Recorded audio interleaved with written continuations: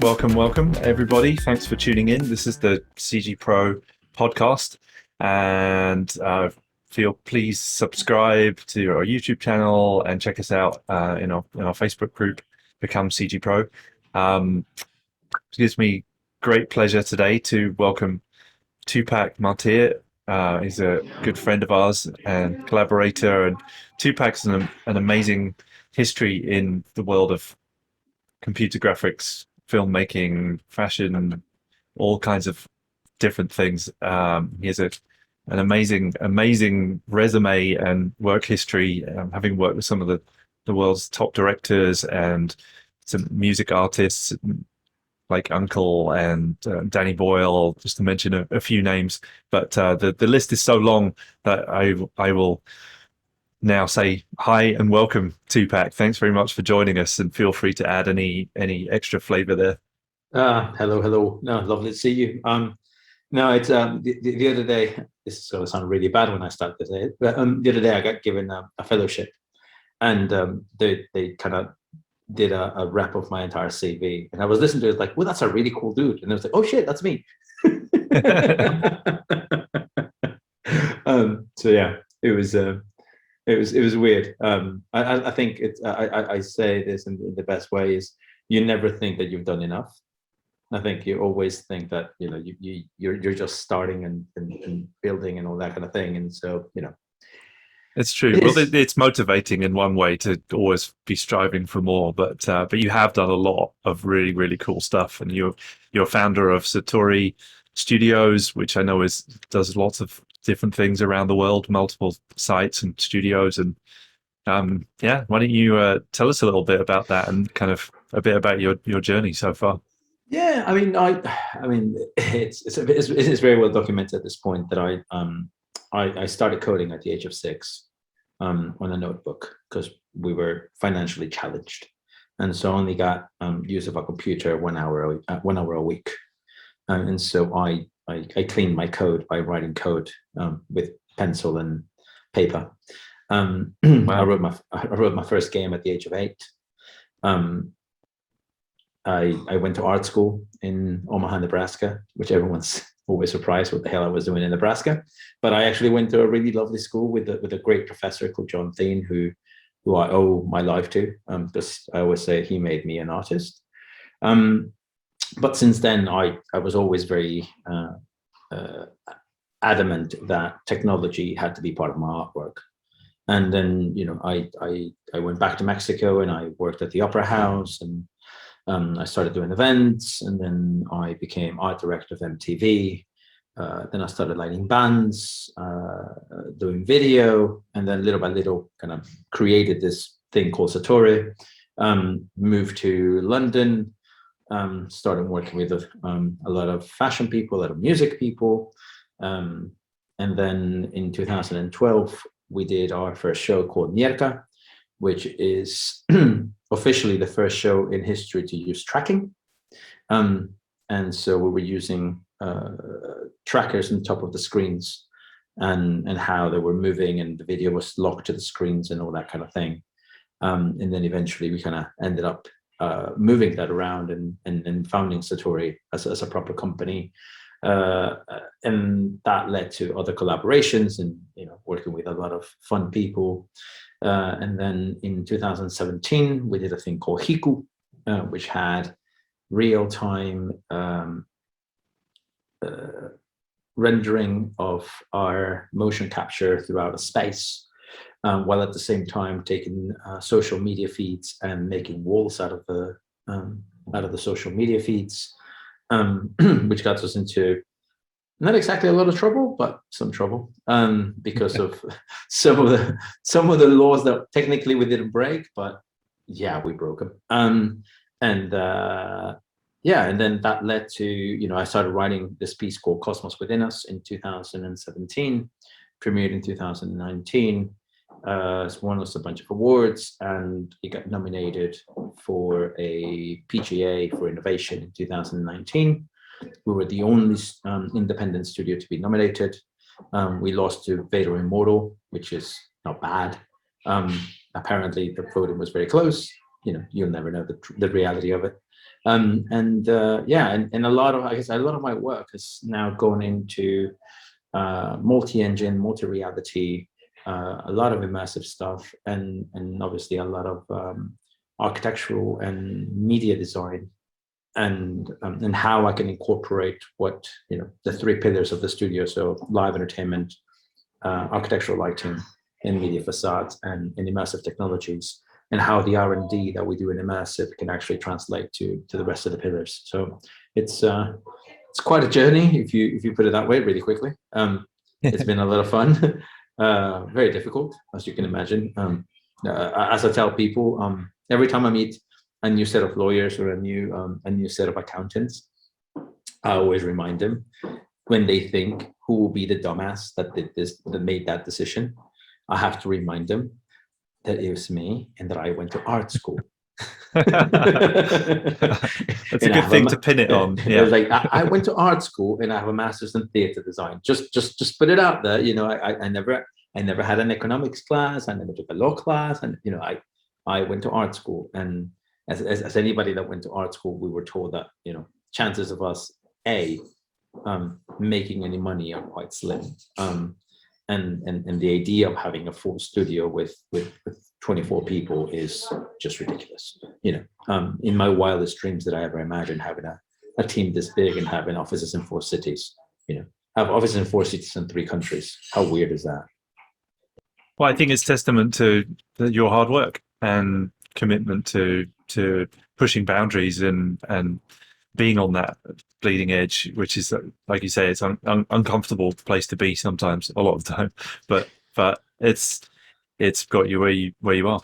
And it's really interesting to hear about on your journey, you talking about some of those moments that encouraged you. I think that's really big, and something that people might be interested in. What you mentioned, that the teacher that really changed your life. What is there any way that you can kind of sum up what it was about that really inspired you, or kind of? So John, so when I got to school, this is 1995. I arrived to Creighton, and I had already been using my camera for 3 years, and so I was able to take pictures with my camera without actually looking through the viewport. I was able to kind of I knew my lenses and I knew how my camera behaved. And so when I arrived, Flight allowed me to jump to photography 301 as a freshman, which is, as anyone in the States knows, that's the big jump for a freshman to be allowed in his first semester in school to take a 301 class. Originally, I was studying psychology, so hence why I didn't have to do any of the original courses for art. But then after 2 semesters of studying psychology, I realized that that's not what I want to study, and I changed my full major to a Bachelor of Arts at that point. And as part of my course, I needed to do basic art and the elementals, and I needed to take a drawing class, and I needed to take a painting class. But my first thing was taking a life drawing class, and that's where I met John. I can never thank him enough, because this man saw something in me and pushed me to my limit. I wasn't the best drawer by any means necessary, and he allowed me to find my stroke. He allowed me to find the way that I felt comfortable drawing. And then once I found what the way that I needed to hold the pencil and the way that my stroke worked, and I will never forget that the day that I grabbed the pencil and the way that I do, and then in the stroke that I do, and all of a sudden the shape just came, and all of a sudden the proportions were correct, and I didn't have to think about the proportion. Everything just kind of made sense. But it was literally 5 weeks of John just giving me that freedom to get there. And then from there, I used to draw at John's class every Tuesday and Thursday. Eventually, I started taking a painting class, took an etching class, but I took my life drawing classes throughout. I had a completely different professor to be my tutor, Father Flecky, and then I went to a Jesuit school.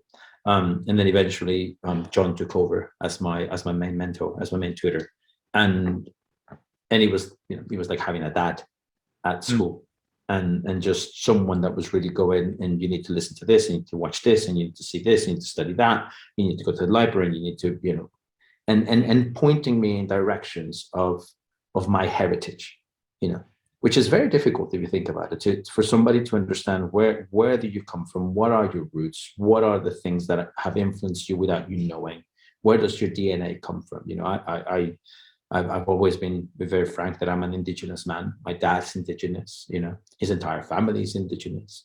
And so I am very proud of being indigenous. And I'll never forget, when I made it to my senior year, I used to have a critique every 2 weeks of my work.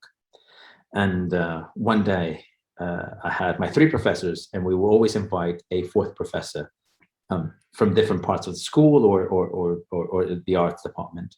And we brought the dean of the School of Arts to come and critique my work. And as we were going through it, he turned around and said, how is it that you put in your place pink and light blues and bright yellows in places that they should not work, and yet it works for you? And John turned around and said, it's called genetics. And it's true. If you watch, if you see a lot of the visual art that exists, is they use those colors in very interesting places that technically shouldn't work, but they do. And so, it's not something that I studied. It's something that just came naturally to me. And John kind of propagated that over and over again, and kept on pushing me to find that. I always say that he made me an artist. He didn't make me a painter. I go to bed every night as a painter. In my bone, in my soul, in my heart, I am a painter. That's how I understand the world. Now, I haven't touched a brush in probably 12 years. But at heart, I'm still a painter. But John made me an artist. He made me understand how I could translate my photographical work into my etching work into my ceramic work into my painting, and so all this kind of multidisciplinary elements that I did with traditional art, when I finally moved into the next transition, which was moving into lighting and video and what I call ephemeral realities, has all this background of knowledge of how color and shape and movement has actually been established, and how I push that forward. So I owe a lot to John. I can tell, I can feel it coming through you. It's amazing. Something which I tell students often is try and find a great mentor, someone that's going to give you that, someone that's going to support you in those moments where you need the support, but also someone who's going to, and it sounds like he did a great job with this, of nurturing and supporting, but also challenging you at the same time and pushing you enough, but not so much that you would like break, but then I would run away. Enough to, I'll never forget. I had a revision very early in January 2000. So, my show was meant to happen in April. And I had an early revision from Christmas. And I got my butt whooped. I mean, they taught me a brand new one. It was not, I can tell you, it was not a comfortable place to be in my studio that day, because I literally got destroyed by my professors, all 3 of them. And the 4th, the person that we invited, they taught me a new one. To the point that they almost threatened to pull out my show, that's how bad it was. And I'll never forget that it finished, and John came to me, and obviously at that point I'm not an athlete anymore, so I'm outside of NCAA rules, because you have to remember, I went to school because I had athletic scholarship. Right. And he turned around, he came to me, and he said, "Listen, it's 12:45.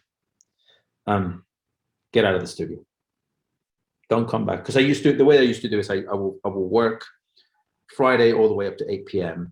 And then Saturdays I will work from 10 a.m. to 6 p.m. And then Sundays I will come back at 6 p.m. to prepare the paintings or the paint for the following day. That was just like my natural flow of how I was working. And he gave me $25. And he said, lock up, don't come back this weekend, come back on Monday fresh. Here's $25. Now go to the J, which was the bar just around the corner. And he said, and go get drunk. I mean, it was $1 bill, so it was going to be, I could definitely pay for a big night out that night. But it was just that understanding of you've just gotten your ass handed out to you. We've just questioned whether or not you're meant to be an artist. Right. Taking you right back down to the core, just to be able to build you back up again. But like sometimes that's necessary. It's not comfortable, but it's not comfortable. And I love them because he still has a son, Dylan, who was my age, and he was studying science or something like that. But he would always invite me over for dinner, and Dylan would be there, and he treated me as one of his sons, and we'll go for coffee, and it was just this really lovely relationship of it. And I guess in a way, I was lucky enough to be named the best artist to come out of Creighton in the last 50 years. And so they gave me my own exhibition during the anniversary of the arts department at Creighton. And I created this new piece called Unique. And it was the first time that I was able to actually thank John for what he had done, because he literally gave me a career, built me as someone, and gave me a company and gave me all these opportunities that now I'm getting. But they all come because of him. I would never put it on somebody else. So yeah, and a lot of the teachings that he gave me, and a lot of the beatings that he gave me, have come. But I never forget this. I was doing this piece of digital art, and we're talking digital art in 1999, 2000s. So you can imagine what digital art was at the time. And so because of my background in photography, I ended up I created this entire technique of taking pictures, developing the film, and then printing certain things, then grabbing the film. And I used to have a jeweler's eye, and I will paint on top of it. And then I will print that, and then I will take that, and I created all these different scanning techniques. And then I will grab the scan technique and finish it, and then I will photograph that scan, and then I will bring back the film, and then I will work around that film, and then print it again, and then work on top of it, and then print it again. And there was like this cycle, and eventually put it into the scanner and scanner with a different technique, and then eventually create something. And I did that for 9 months. I just had this massive R&D kind of element of seeing where I could push it. And eventually I settled on this 2 pieces, which were my hands. So in early 2000, probably February 2000, I went and sat down and I scanned my hands. Now you have to remember, scanners back in the day, early 2000s are not great scanners. So I scanned my hands at 300 dpi. And basically those contests where you're supposed to put your hand on the car, and whoever keeps the hand on the car until the end wins the car. Oh yeah. Well, yeah. Imagine that with a scanner. And in order to get my scan properly, every single one of my scans lasted 2.5 hours. Wow. So you had to keep your hand on the scanner for 2.5 hours without moving completely it. Still. Without moving it. I ended up with this beautiful, beautiful scans of my hands, which means that if I ever commit a robbery, it's very easy to figure out it was me, because my hands are like properly scanned. And then I went and I took this pictures, and I ended up creating this overlay type of thing with so I scanned my hand, I printed it, I took a picture, I painted it, I took a picture, I did this, I scanned it, and I, all these processes that I was doing, and eventually introduced this images into it. And I printed them as 2.5 meters by 2.5 meters. So big. Quite big. Yeah. And I didn't tell anybody that I was doing this. My professor kind of knew that I was doing something, but they, my traditional art people didn't know. And then once I had them done, I went to print. And I spent time with the printers trying to get them in the right position, in the right color, in the right everything. So eventually I got the hands back and I brought them to my studio and I put them in my studio to look at them. And I remember I saw them and I was like, oh my God, these are amazing. And so I went to get John and I was like, John, come. And he was like, Tupac, I'm in class. I was like, come on, John, let's go. Tupac, I'm in class. Like, okay. 30 minutes later, it's like, John, come. He's like, okay, everybody break. And so he comes with me, walks into my studio. My studio used to be a corridor, and then my walls. And he walks into the studio, turns around, sees a painting of mine over there. He goes, oh yeah, that's really nice. I was like, no, I don't want you to see that. That's still in progress. He goes, what do you want to see? He's like, turn around. He turns around and says, there's two massive hands hanging in my studio. Just looked at them. Fuck you, and walked away. And I was like, does that mean you like him? He was like, fuck you. It's like, okay, so you like him, huh? Fuck you. I was like, great.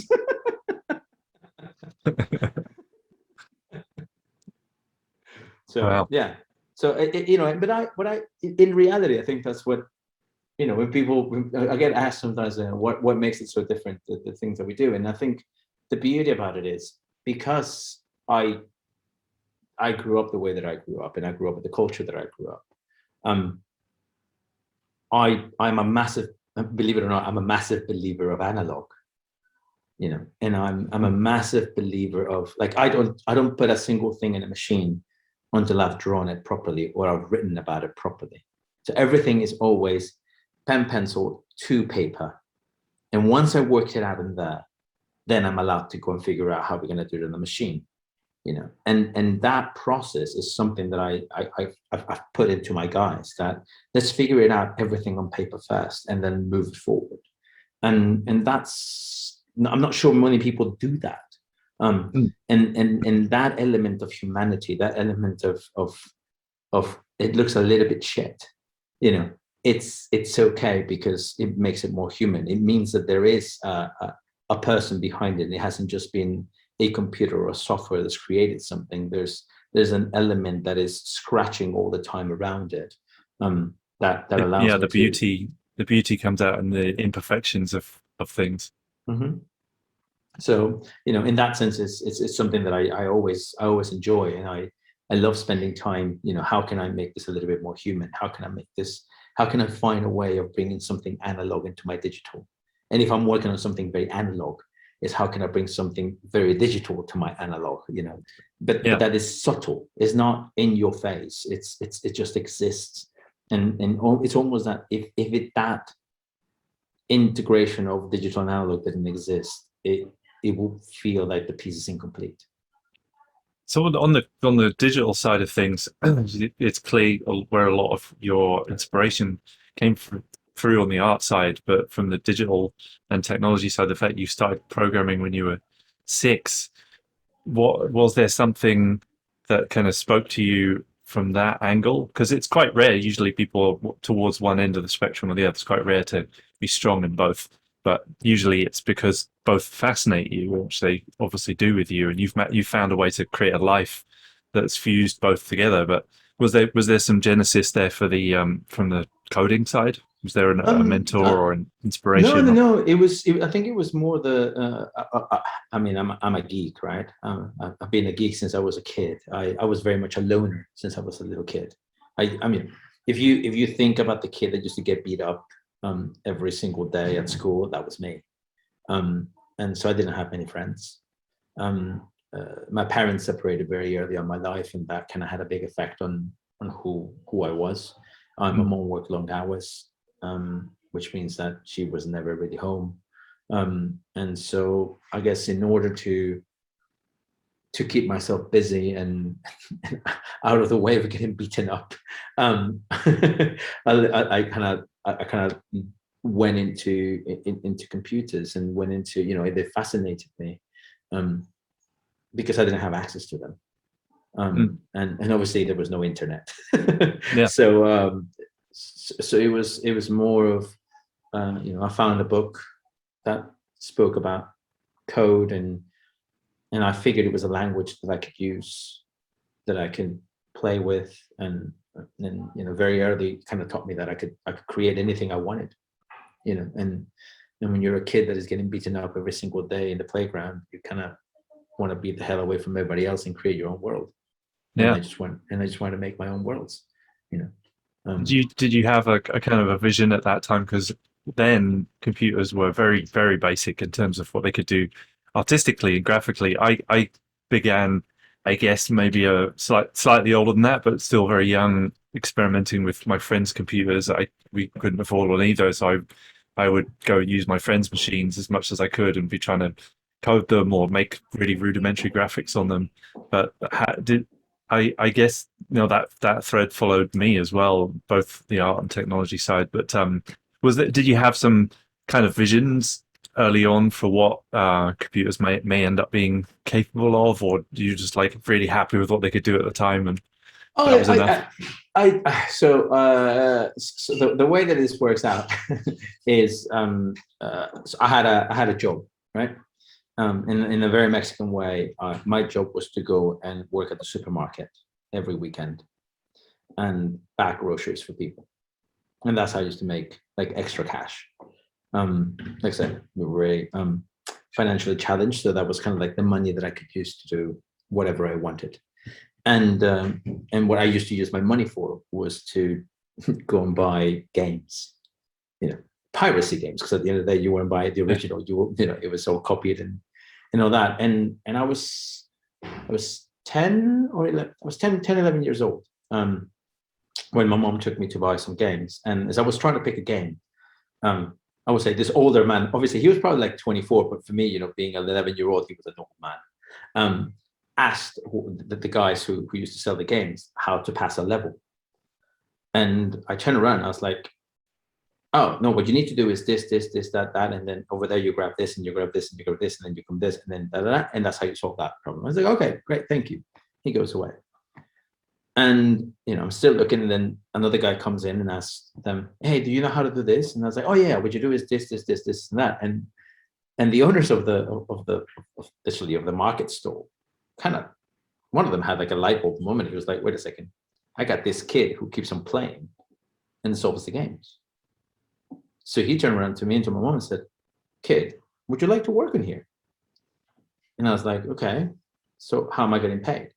He's like, we'll pay your lunch every day, and you can take as many games as you want every weekend. And I was like, well, I currently buy groceries, every time that I have time to get money so I can buy games. So if you're going to give me games and give me money for food, I'm getting, and so Right. I was 10 years old, what else do I need?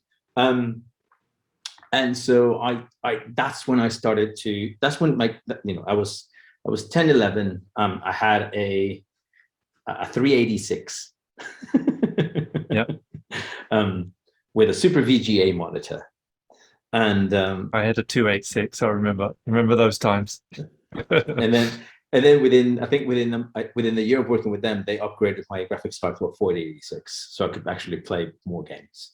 But when I was playing, all of a sudden it was like they would give me games, and because they knew I could code, they were asking me to break the code so I could actually find the cracks. Right. And so this is one of those things that I never realized until I was giving a conference about this, and I mentioned that I did a crack for Eye of the Beholder, which apparently a lot of people used.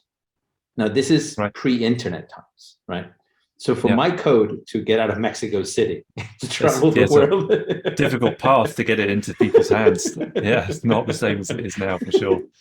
But it was good code. And at that time I saw machines more as that. I saw them as forms of entertainment. I saw them as elements that I could use for, when I was I think up until the age of about 13, 14, I thought I was going to study robotics. Right. That's kind of where I thought my path was going. And then it changed. But yeah, for a long time, I think everyone expected me to go into computer science or robotics or something that had to deal with weird kinds of things in terms of code and elements. But then my my mom moved me to Italy because of her job and gave me a camera, and my entire world changed. Right. Wow. That's amazing. Yeah. I went down the computer science path and then had to bring the art back in. Um, so yeah, it's interesting how life can kind of shape you in those moments, and you don't realize how significant they are at the time. But Yeah, so yeah. I go had no ahead. Sorry. idea. I had no idea. I was just like, this art thing is kind of cool. I like taking pictures, you know. And then eventually, I was able to understand that there were scanners, you know, and I can digitize all my stuff, and I can do all these things, and that kind of opened a completely different side to me. So were you each at each of these kind of moments following your intuition? Did you have a sense of like, okay, if I get a strong intuitive hit for this thing, then I need to follow that and just see where that goes? Did you I have? was I was a moron, in the best in the west in the best possible way. I was That's a just much better explanation. you know, I mean, I didn't, like I said, I thought for a long time that I wanted to study psychology, you know, and I wanted to follow that path, but in the end, you know, I fell into art in a really interesting way, and you know, it's not something that I ever set my path. I mean, I remember when I told my mom that I was switching majors from psychology to art, and she started to cry. Mm. You know, I'm the son of two brilliant economists, and my dads are amazing. My mom officially passed away, but my dad's a brilliant, brilliant economist. You know, he's both of them have scored very high on the genius. They're both geniuses technically by IQ standards, but they're very good at economics. So my mom kind of brought culture to my life more as a way of doing an all-around kind of thing, Right. for me, rather than pushing me You weren't that supposed way. to focus on it. Exactly. But Yeah. then you look at my childhood, and I had an entire series of books that were like Monet for kids, Manet for kids, Dali for kids, Picasso for kids. So I had all this artwork that was being fed into me, but more in terms of trying to make me an all-around human being rather than making me an artist. And so when I called my mom to tell her that I was going to switch majors and I was going to become an artist, she started to cry. I'm sure she was just worried. And I was like, Mom, I swear I will make some money. My mom was like, no, I'm not worried about you making money.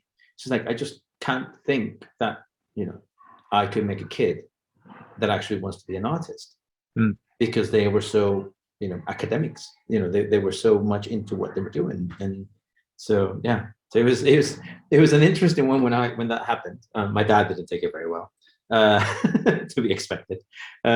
But my mom did, and you know, thanks to her, she was always the wind, you know, beneath my wings in that sense. She always believed in me, and that, you know, I never worried about not doing right, because she had so much trust and so much belief that I would find a path. So, you know, Well, don't I'm get me sure she's very wrong, proud. I did a lot of shit jobs. You have to, I think, being a seeker, you know, you have to. I always say to people who ask, how did you find, when they ask me, how did you find what you love to do? And I say that it's more about finding what I didn't want to do than finding what I did want to do. You know, Exactly. that process of elimination of doing all kinds of crazy stuff that doesn't make sense, that you just get through it and then you find the things that speak to you a lot more. Yeah. Yeah. No, I agree. I always told myself I never wanted to have a 9-to-5 job. And I never wanted my day to be the kind of guy who had my days are so different every single day. You know, like literally, I don't think I have a single day that is ever the same to the next. So why don't you tell me a little bit about some of the projects that you, or maybe pick a favorite project of yours that relates to real-time graphics or something a little further forwards in your journey. So I think it's interesting, isn't it? Because like when you think about, so I started working in VR in 2016, but we started looking at VR in 2014. And by VR, I mean early VR and and 360 video, and how that was behaving, and what were the kind of the realms that you could do, and what were the spaces that you can kind of move around it. And obviously through that investigation, we started dwelling more and more into the real-time graphics and what that could do. And then in 2017, we did this piece called Hiku, which means dancer or walker, sorry, in Huichol, my dad's language. And what we did there, I mean, I'll never forget this. At the time, we had this idea.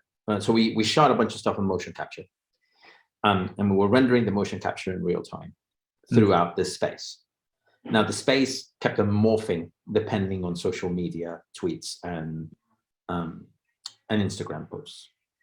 Now we originally went to Twitter and said, we want to grab this information from you guys, and they said, all right, no problem, you can do it this way. Great. Then we went to Instagram or Facebook and we said, guys, we want to grab this data from you. And they said, oh, you can't do that. And I was like, what do you mean? Like, oh, no, it's impossible to grab that data. And it's like, okay. So this is when I say, I'm not amazed that Cambridge Analytica did what it did, because 5 geeks in a basement figure out a way to hack Instagram and get the data that we wanted. And then when we were doing it, we brought Facebook to see what we were doing. And their reaction was like, wow, that's amazing. And I was like, dude, I'm hacking your data. And they were like, yeah, well, it looks amazing. And I was like, all right, forget it. So yeah, hence Cambridge Analytica, I can understand completely how that happened. But that, the idea that we were rendering all these things in real time in a 100-meter by 42-meter projection across Mexico City. And we were allowing for all these messages to fly through and to create walls, and for our motion capture to move through all these spaces, and we were tinkering with, we had a little bit of code that was tinkering with the lighting levels and things that were happening, so that every time we did a pass, it was never the same as before. And so all those kinds of elements started driving this idea of what else can I do with real-time graphics, and in this case I started using Unreal 3 in 2013. And I started using Notch in 2015-16. And so, they're my main two real-time graphics engines that I use. And so as we were kind of evolving into this, we started to ask Naru at the time at Disguise about what we could do with it, and this and obviously my knowledge of tracking from Mierka and black tracks and everything that we could do with that, and how that had evolved into beacons and trackers and all this other things, and all of a sudden you could buy a tracker for $99 and in your lighthouses, and you can actually move other things, and you can do so sorts of other things. Is where does this take us? And I remember seeing some very, very early, very early virtual production things in 2018, and starting to work with multi-engine, of grabbing Unity, Unreal, and Notch and making them work at the same time. And I thought, this is where we're heading next. This is what we need to do. My keynote at ISC in 2019 has a bunch of stuff in VP, all these AR layers and things that are coming out of the screen, and things that are coming, and the movements of the camera and all those kinds of things. The track, there's an entire Terminator. If you ever watch it, if you ever find a copy of it, there's a Terminator that is following me 4 seconds behind. So wherever I am, as I'm moving, there's a Terminator following me the whole time, trying to shoot at me. Because we thought it would fit, we all thought it would be really funny to have some elements like that. And so that kind of that very early exploration of what we were doing with real-time graphics, what we're doing with tracking, how we can get them all incorporated, how things could talk to each other, what other things do we need to write and code ourselves that actually allow us to match them and make them movement. I remember we got our screens in early 2020, we had our LED screens in the studio. And we're probably one of the few studios in the world to have LED screens specifically for VP. Then pandemic hit, and then, well, it's history.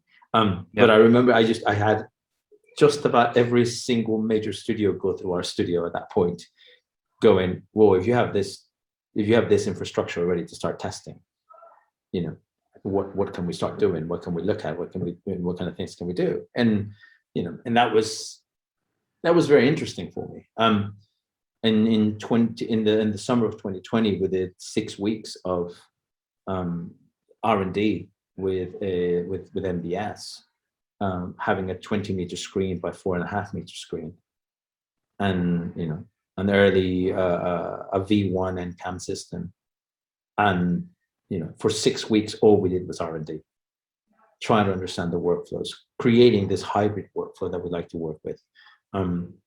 Not pure and display, not pure disguise, but a bit of a hybrid element that we like to find, and we've been developing that ever since, in terms of what we think we should be doing.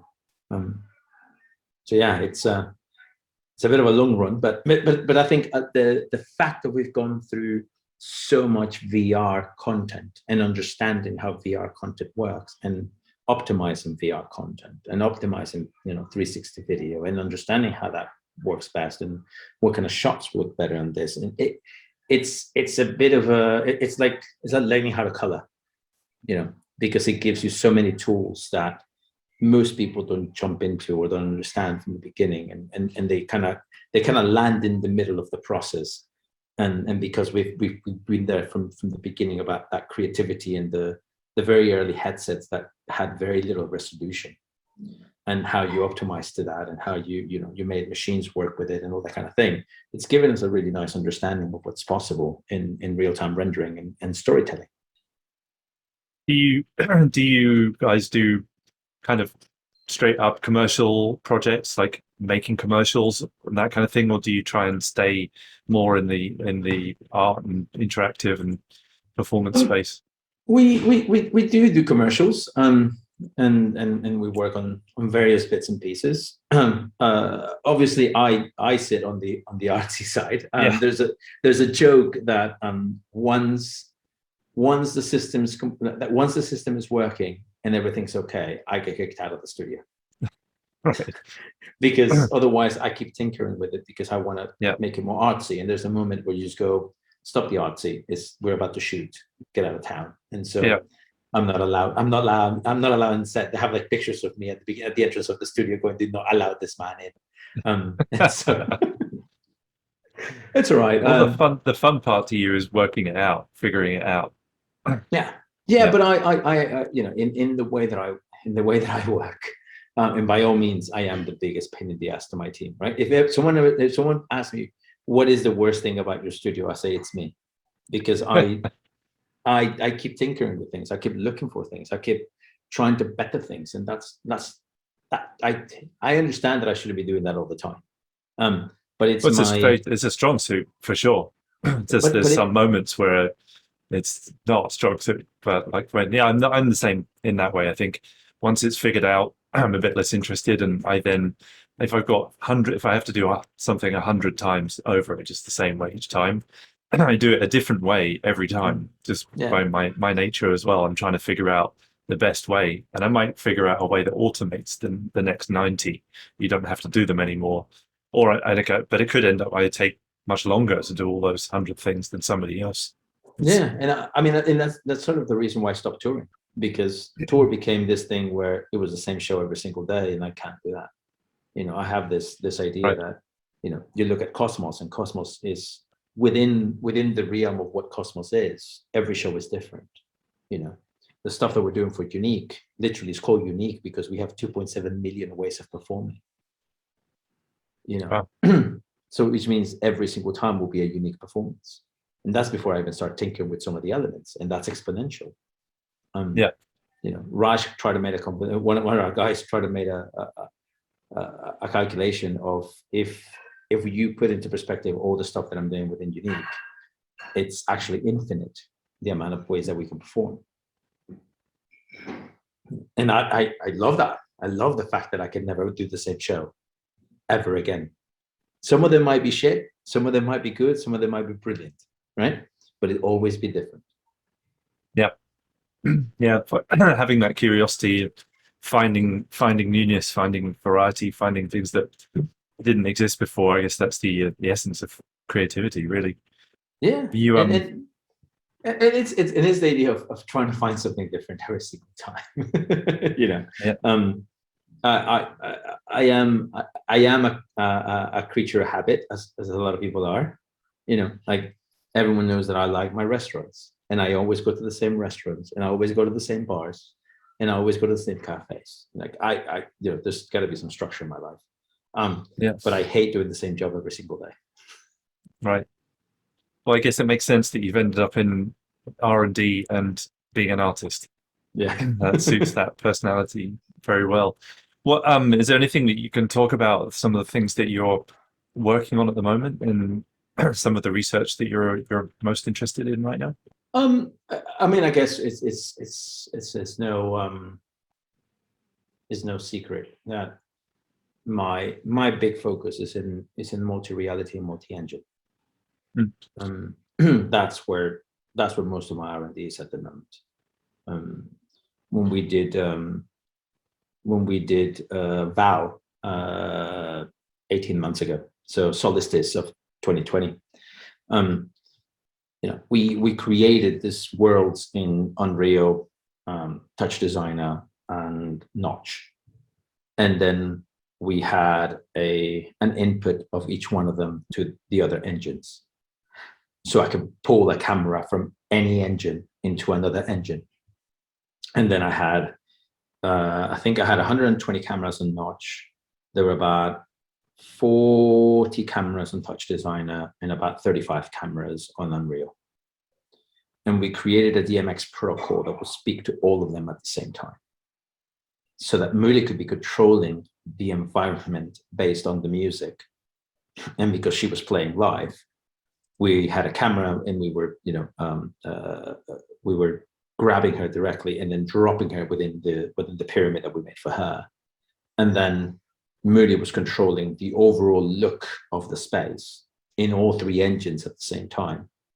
And then I was cutting cameras and feeding cameras into other engines and making sure that was happening, And so all of a sudden I found out myself with 150 cameras, more than 150 cameras, and what you do with it. But I kind of found my way into how one of things to look and elements and bring it in. And that kind of brought me to this idea of, okay, I like this. I like how different engines can render different things for very specific things. And I can bring them in and I can combine them in a very interesting way.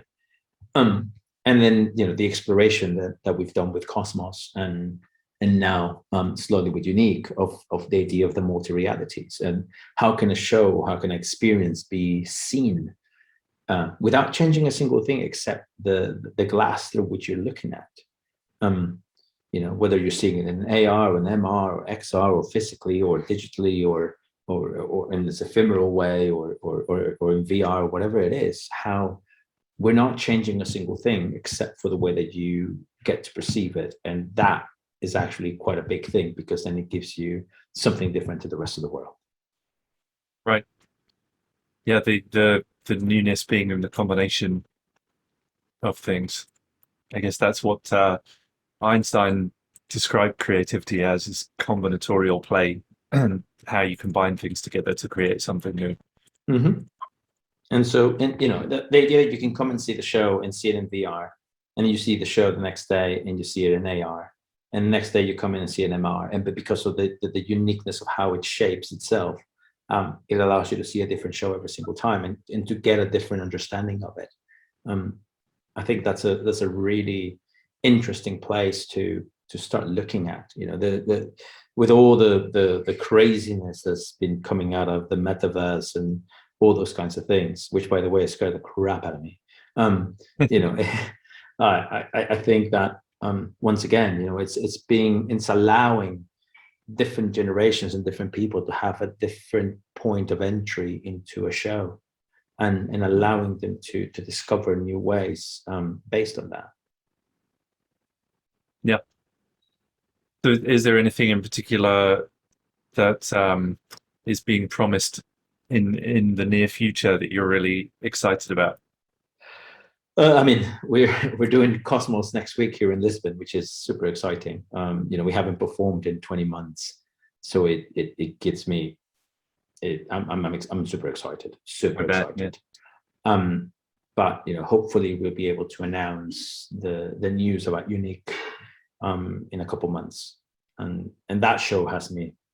I mean, I love Cosmos, and it's given me so much. It's given us so much. And I keep forward, I look forward to performing that show for the next 3 to 4 or 5 years. But I know that what we're about to develop with Unique is completely different to what anyone's expecting. Amazing. Well, I look forward to seeing some news about it and learning more about it. We're in this amazing time for me in this kind of renaissance of computer graphics. I've been working in it for a long time. And it's been a fantastic career, but this last few years, particularly where we've been woken up to well, I guess real-time graphics has matured to the point where you can actually use it to create a higher fidelity of art.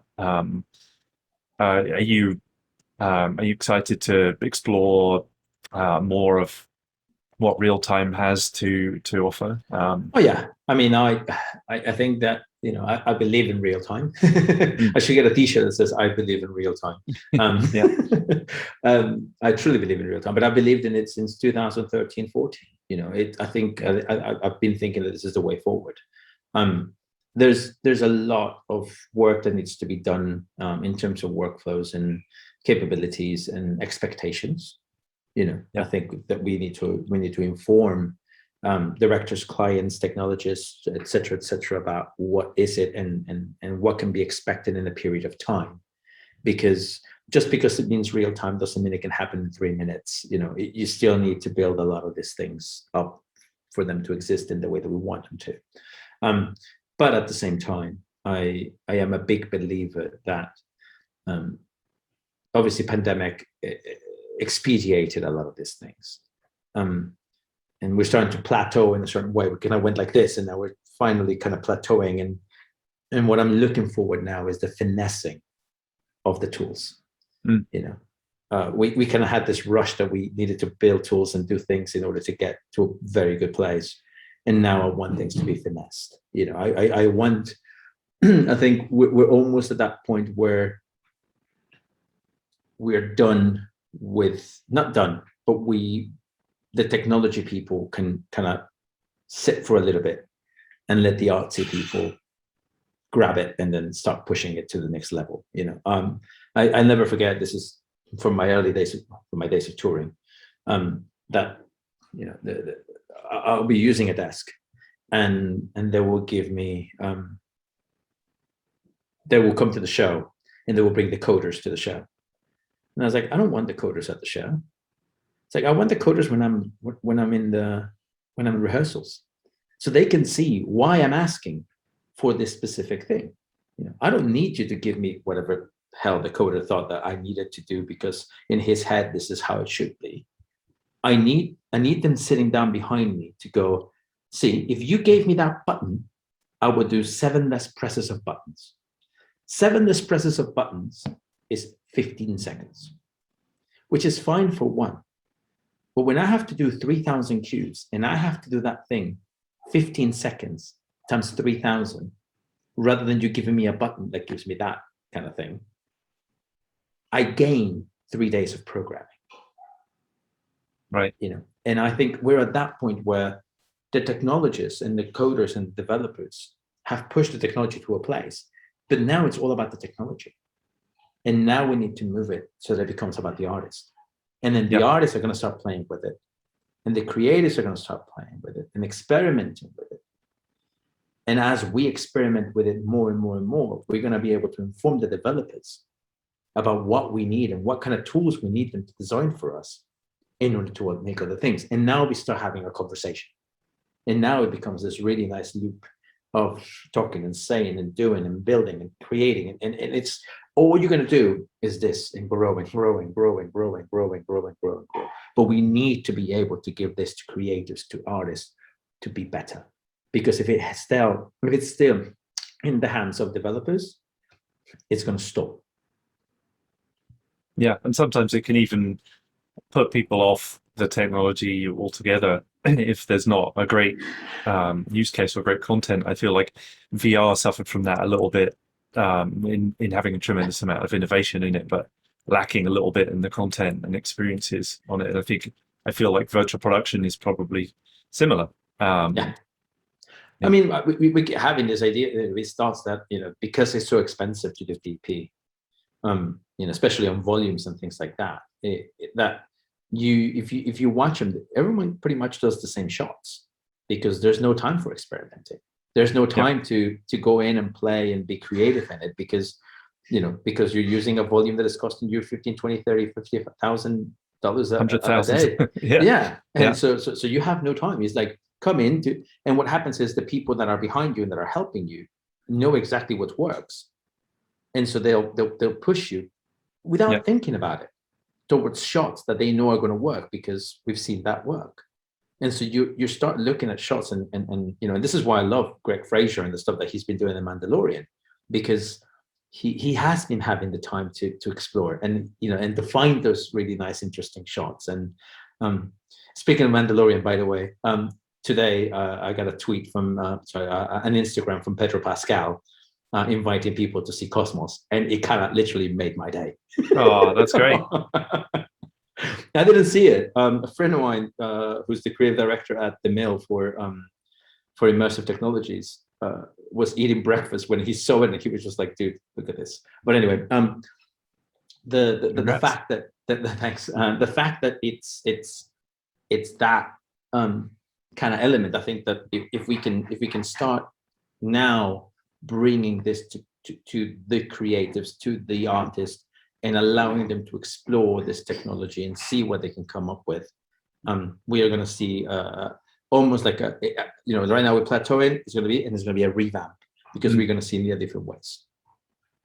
Do you have any advice for people? I know, like, one amazing thing I think is that some of this technology that's coming out is freely available. Things like Blender and Unreal being free now. The tools that used to cost $100,000 per person to even be involved are now actually free. And now that they are free, do you have any advice for people wanting to do that, wanting to be able to push it?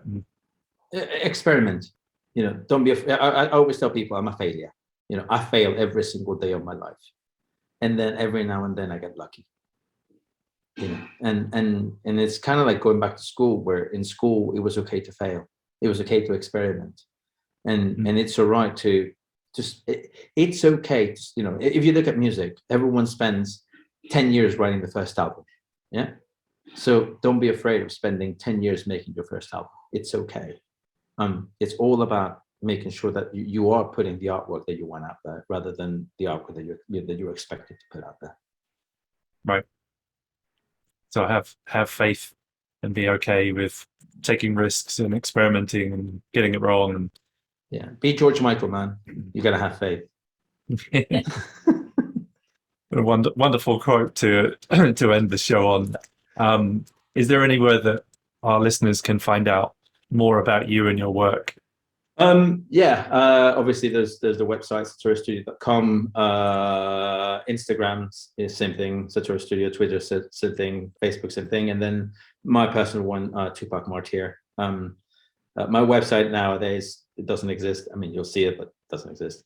And we use it for something else. But yeah, I mean, we're usually posting stuff, putting stuff together. We decided not to ever have a newsletter, just because I don't feel like having a newsletter. But I'm very easily available for people to write to me and talk to me and explain anything that they want, and I'll give you as big as an advice as I can. And we do have an academy at Satore, so I am currently mentoring 5 different artists in their process and their work, and 2 of the other guys in the studio are mentoring other people. And so Yeah, man, it's all about sharing and caring. Amazing. I salute you as a fellow educator and facilitator of those things. I think it's really, really important to be able to share and collaborate. And yeah, thank you so much for doing just that today with being on this podcast. I really appreciate your time and you sharing your experience and some of your wisdom and your journey. I think it's really inspiring to hear about what informed you along the way and just what drives you now. It's Thanks. it's really really cool to have you on. I look forward to seeing you again soon, and we'll definitely share links for some of those things that you described with our Amazing. audience. Yeah, thank you. Thank you, And guys. thank you also to our listeners. Thank you for joining us. Please subscribe and feel free to follow us on our Facebook group, Become CG Pro. Look forward to welcoming you again in 2 weeks. And yeah, this was awesome. Thank you.